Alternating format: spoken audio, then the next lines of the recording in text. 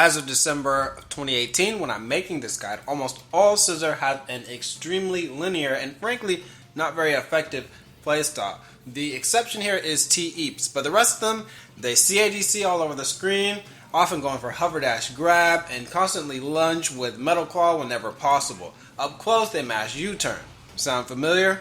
Well, I'm going to address how to easily contain that style, but also get into Scizor's better tools, like Side Y, Bullet Punch, and Sword Stance Toss. Charge Side Y has a long whiff animation. Sidestep this preemptively and whiff punish it. Charge Jumping Y works similarly. You can sidestep this. Scizor's neutral Y starts as a mid-low, but once it's on the ground it counts as a low, so it can be jumped over. If Scizor is getting close to you, jumping can help you avoid this since it is plus on block. Now you're going to have to respect the meaty Sword Stance Toss. In neutral, try to interrupt when you see it start up. If you block this, you'll have to eat a mix-up since this can be dash cancelled, allowing Scizor to get point blank, and if you try to CADC it, you can get hover dash grab.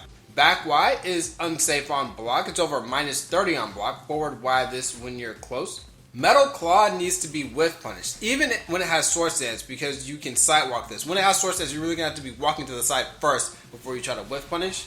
Probably the most annoying thing that you're going to have to deal with against Scizor is its CADCing all over the screen. Not only can it move its CA with a direction while it's charging, but this goes extremely far. It charges for a really long time.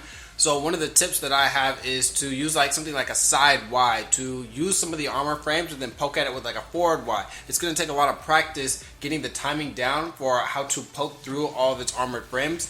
But the idea is to outlast that counter armor or hit it when it's getting into its vulnerable frames. Let's talk about dual phase. Counterattack is a high, but Scizor can move backwards to avoid some lows. If it's close to you, go low immediately so it doesn't even have the ability to CADC away. And if it's a bit far out, just duck if you can, and then you can get a punish off of that if it actually commits to the attack. U-turn is not safe on block, but it starts up in 15 frames, so it is very hard to meaty. You also cannot backdash this point blank because of its range, so treat it like extreme speed and try to bait it by just blocking or backdashing when farther out.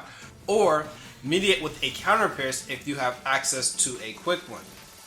Now what Scizor should be doing is focusing on maintaining at least one Sword Stance so it can poke with preemptive bullet punches. On contact, this can be hit confirmed into a full combo, and on block, you can just let it rock and not commit. This can lead to a full combo from almost full screen. It's very safe.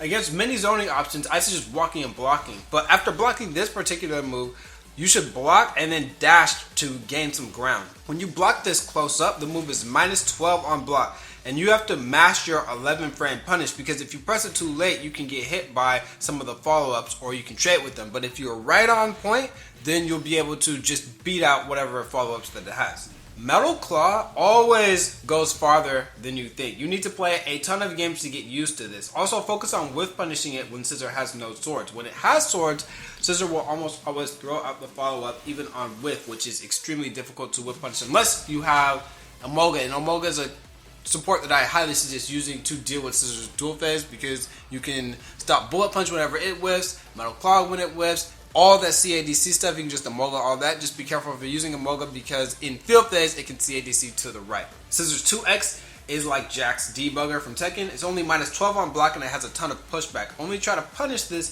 if you have a move that reaches far, otherwise you might get baited into eating a bullet punch. And then lastly, you have to always be watching out for 6X, which is that slide. It's unsafe on block, but it does have a follow-up what they almost always go into, so definitely watch out for that. That is like -16 on block. This one was short, sweet, to the point. Scizor's not a complicated character. Next caller.